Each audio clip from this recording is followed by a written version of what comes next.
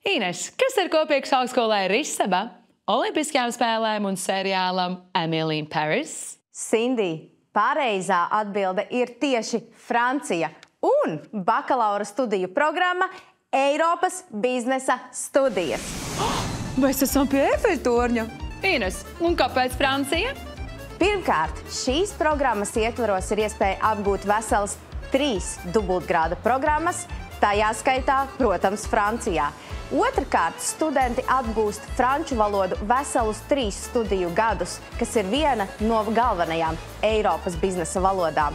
Un treškārt, ceļot, iegūt stipendiju un Erasmus Plus ietvaros apceļot teju visu Eiropu un nokļūt arī pašā Parīzē.